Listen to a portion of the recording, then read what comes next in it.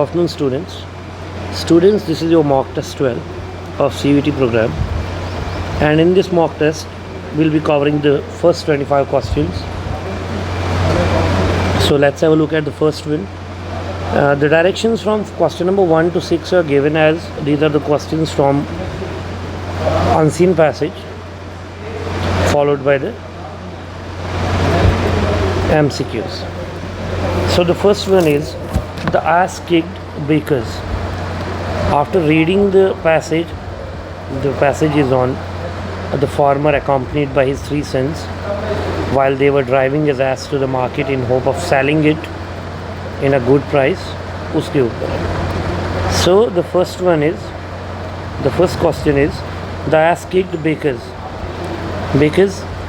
कोई noise थी जो उसको डरा रही थी. It was frightened by some noise. So option B is the correct answer. The farmer was taking the ass to the market to. क्यों लिया जा रहा था? देखिए स्टार्टिंग में ही लिखा हुआ है selling it for a good price. किस लिए लिया जा रहा था? इसको बेचने के लिए एक अच्छे दाम पे. So to sell the ass at the market. The farmer made his son mount the ass because. क्यों उस पर चढ़ने के लिए कहा? Why? Question number 3. क्योंकि वहाँ पे कुछ लड़कियाँ थी, ग्रुप ऑफ गर्ल्स थी who laughed silly at farmer's folly. Who laughed at farmer's folly. Farmer की बेवकूफ़ी पे हंस रहे थे. So a group of girls laughed at the farmer's folly. Option D. A farmer dismounted his son from the ass because. A farmer ने क्यों dismount किया था अपने बेटे को?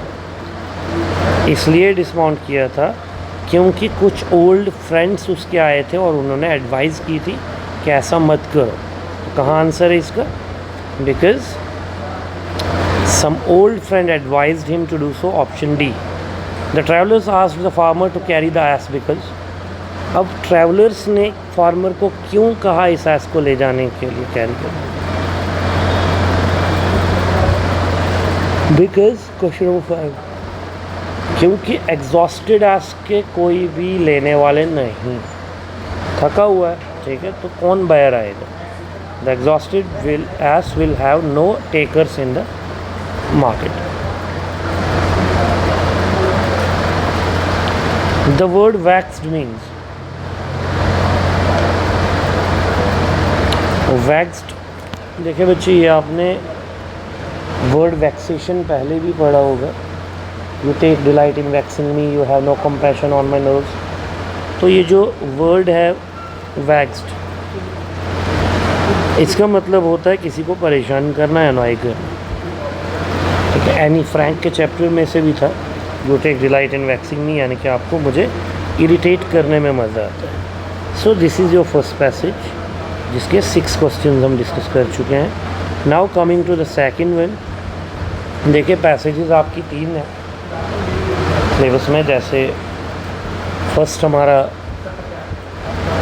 लिटरेरी, फिर आपका डिस्कर्सिव भी आता है, फैक्चुअल, नैरेटिव, ये डिफरेंट टाइप्स ऑफ पैसेजेस आपके सिलेबस में. So let's have a look at the second one. The most logical and intelligent people seem to go berserk when talking about snakes. Recently a reputed scientist said with a wise look in his eyes that sandboats have 2 heads. The other day someone walked into my literary passage into my office and stated that in his village at least cobras mate with rat snakes. About other places he was not sure. He added modestly, but that was how it was in his village.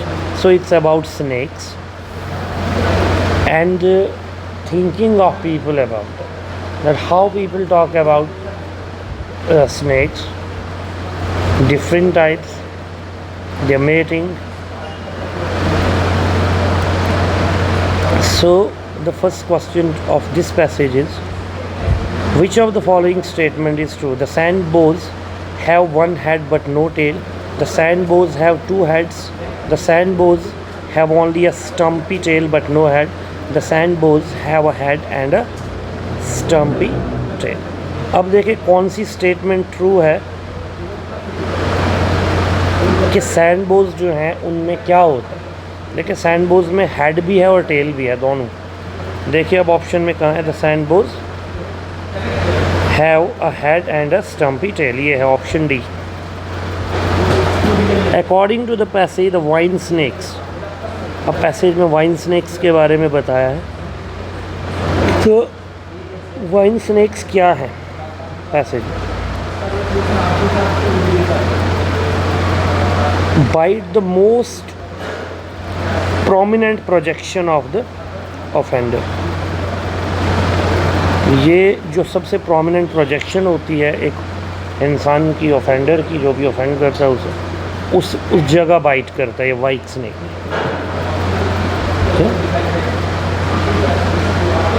जो भी चीज़ आपकी जो है, जो भी आपकी prominent projection है body में, उसे बाइट करेगी। According to the passage musk attracts other snakes to take revenge, is a sex attractant, is an aftershave lotion, is a poison aimed at the offender। ये एक सेक्स अट्रैक्टेंट है जिसको Musk कहते हैं, ठीक है। तो मस्क जो है ये सेक्स अट्रैक्टेंट है, fine. So question number 10, who of the following have the better understanding of snakes? The scientist, the killer of snakes, the villagers, the Irula tribals. आप जब पैसेज को पढ़ते हैं आपको पता चलेगा इरोला ट्राइब्स जो हैं ये सबसे ज़्यादा स्नैक्स को अंडरस्टैंड करते हैं, ये इनकी लैंग्वेज समझते हैं। They are best in catching the snakes, understanding them, keeping them and using them as well. So Irula tribals जो है they know about snaking. According to the passage the author, अब पैसेज को पढ़ने के बाद हमें पता चलता है जो ऑथर है वो सुपरस्टिशियस नहीं, जो ऑथर है वो मिथ्स पे यकीन नहीं रखते, he believes in facts. So option A believes in facts. Next is in the passage liquidate means, liquidate का पैसेज में मीनिंग क्या है? एवेंज, एटॉन, फील सॉरी या टू डू अवे, ठीक है। एवेंज, एटॉन, फील सॉरी या to do away, it is to do away. Liquidate का मतलब है टू डू अवे, ठीक है। The third passage from question 13 to 18,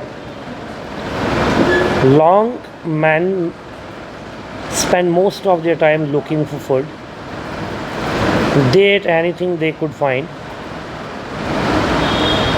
some lived mostly on plants। It's about the ancient times, how the early man lived, early man कैसे जीते थे, कैसे रहते थे, उसके बारे में। They ate anything they could, some lived on plants, they ate the fruits, stems, leaves of some plants, ठीक है। और फूड भी स्केर्स था इसलिए वो बाग भी खाते थे कभी of trees, and if they were lucky they could find a bird's nest with eggs, ठीक है। वाटर, फिश पॉन्ड में या कहीं पे भी वाटर मिल जाए तो पी लेते थे। अब देखिए इसमें फर्स्ट क्वेश्चन है इस पैसेज का, when did man eat if there was shortage of food? What did sir, what did man eat? अभी हमने पढ़ा कि वो बार्क्स ऑफ द ट्रीज़ खाते थे अगर उनको कभी स्कैर्सिटी ऑफ फूड होती थी। So option B, bark of food. If man tamed animals they made the animals blank है आगे for them. If man tamed animals they made the animals, अगर कहीं रखते भी थे जानवरों को, किस लिए रखते थे? सिर्फ और सिर्फ काम के, वर्क के लिए, काम में लगा देते थे जानवर। What did oranges come from? देखिए पैसेज के अंदर लिखा हुआ है कि ऑरेंज की जो ओरिजिन है, ऑरेंज कहाँ बना है, सबसे पहले कहाँ देखा गया, कहाँ की पैदावार है। ऑरेंज जो है it's a Chinese fruit, fine, it came from China. What difference did weapons make in the kinds of food man eight? What difference did weapons make in the kinds of food man eight? अब देखो weapons ने क्या किया हुआ है, जो इंसान food खाता है तो वेपन्स की उसमें इन्वॉल्वमेंट क्या है? देखो वेपन्स की इन्वॉल्वमेंट सिंपल है, हंटिंग, ठीक है, उससे हंटिंग होती है, डिफरेंट बर्ड्स और एनिमल्स को किल किया जाता है, ठीक है। So with weapons they kill larger animals for meet, ये है। क्योंकि छोटे मोटे तो मिल ही जाते थे वेपन्स के बगैर भी, पकड़ लेते थे, लेकिन लार्जर एनिमल्स को वेपन से ही किल किया जाता है और खाया जाता है। Which of the following statements is not true. अब आपने नॉट ट्रू देखना। Oranges grow in California in the United states, बिल्कुल ग्रो करते हैं, कैलिफोर्निया यूनाइटेड स्टेट में ग्रो करते हैं। Peaches, melons, oranges, T and spices came from China, नहीं, टी इंडियन ओरिजिन है, स्पाइसेस भी इंडियन है। सो ऑप्शन बी जो है ये गलत है, ये ट्रू नहीं है। पीचेस, मेलन्स, ऑरेंजेस, टीज ये सब चाइना के प्रोडक्ट्स नहीं है।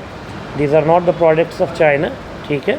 चाहे वो पीचेस हैं, चाहे वो मेलन्स हैं, ऑरेंजेस हैं, टीज हैं या टी है या स्पाइसेस हैं, these are the products of different countries of the world, not only China. The phrase live on in the passage means live on. अब आपका थोड़ा सा आता है apart from passages, अब आपके questions जो हैं वो पूछे जा रहे हैं। जैसे आगे आपके pairing the words आएगा, one word substitution, ठीक है, synonyms आएंगे। So the first one is the phrase live on in the passage means, ठीक है, phrase है। अब देखिए लिव ऑन जो है it means to eat a certain kind of food and survive, ठीक है। जैसे हम लिव ऑन किस पे करते हैं, फूड पे, बहुत सारी चीज़ों पे। So the phrase food on, live on in the passage means to eat something for survival, ठीक है, अपने सर्वाइवल के लिए, ज़िंदा रहने के लिए जो हम खाते हैं उसे लिव ऑन करें। From the given option select the pair of words which carries the same relationship to the given pair of words. Iodine और ग्वाइटर, देखिए अब करेक्टरिस्टिक है, डेफिशिएंसी है, वो आपने देखना है क्या चीज़ बताई हुई है। तो इसमें डेफिशिएंसी बताइए आयोडीन और ग्वाइटर की। ग्वाइटर एक डिजीज़ है जो आयोडीन की डेफिशिएंसी से होता है, ठीक है। तो इसी तरह से यहाँ देखिए आप, इंसुलिन की कमी से ये डायबिटीज़ होती है। देखिए ओबेसिटी और फैट भी है, लेकिन ये कमी से तो होता नहीं, it's because of excess of fat in the body, it's called obesity. तो ये हमारा ऑप्शन नहीं है, आंसर नहीं है, it's insulin and diabetes, option D. Fine, let's have a look at the 20th one, comedy and funny, ठीक है। So being comic is the characteristic, ठीक है।